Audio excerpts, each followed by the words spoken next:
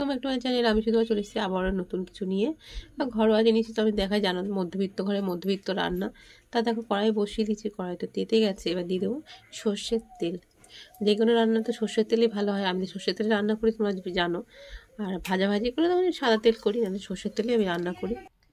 দেখো মাছ আমি ধুয়ে মুছে নুন দিয়ে ভালো করে ধুয়ে ভেজে নিয়েছি। কড়াই গরম করে তেল দিয়েছি, তারপরে মাছ ভেজে নিয়েছি। মাছটা দেখো ফলি মাছ আছে। আর এদিকে আমি আলুটাও ভেজে রেখে দিয়েছি। তারপর এতে এবার দিয়ে দেবো সাদা জিরে, তেজপাতা, শুকনো লঙ্কা। এটা গরম হয়ে দিয়ে দেবো টমেটো কিছু নাড়াচাড়া করে নেবো। এবার লবণটা দিয়ে দেবো। লবণটা দিলে খেয়ে বলবো টমেটোটা তাড়াতাড়ি নরম হয়ে যাবে। দেখো এখানে আদা, জিরে, লঙ্কা, হলুদ নিয়ে নিয়েছি। এটা এর মধ্যে দিয়ে দেবো। সাথে একটু জল দেবো। তোমরা দেখবে অনুষ্ঠান বাড়িতেও কিন্তু এরকমভাবেই রান্না করে। আর আমরা যে মাছে পেঁয়াজ রসুন খাই না বললেই চলে। যদি কোনো বড়ো মাছ হয় তখন দিই, নাহলে আমরা এরকমভাবে নিরামিষভাবে করি। খেতে কিন্তু দুর্দান্ত স্বাদ হয়, জানো তো। দেখো তোমাদের সাথে কথা বলতে বলতে কিন্তু মশলা থেকে তেল ছেড়ে দিয়েছে, দেখতে পাচ্ছ।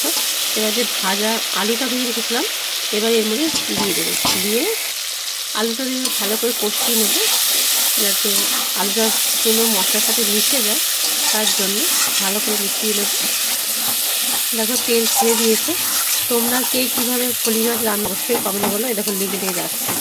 এবার আমি এর মধ্যে জল দিয়ে দেবো। আর অবশ্যই গরম জল ব্যবহার করবো, তাতে কী হয় সুবিধা হয়। তো গরম জল ব্যবহার গরম জলটাতে কী হয় বলো তো, তরকারিটা তাড়াতাড়ি ফুটেও যায়। আর তরকারি জানো তো টেস্টটা খুব ভালো হয়। তোমরা কীভাবে করো অবশ্যই আমাকে কমেন্ট করে বলো। আর আমার ভিডিও তোমাদের কেমন লাগে সেটাও তোমরা কমেন্ট করে বলো, ঠিক আছে।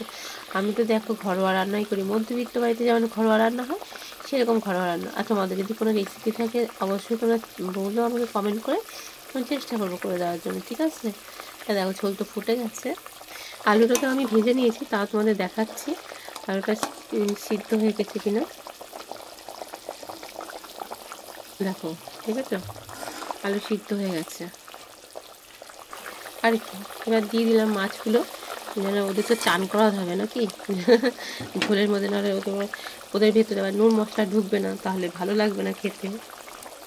আর এই সব মাছে কাটা বেশি, কিন্তু জানো তো খাওয়া খুব উপকার, তো সবাই জানো।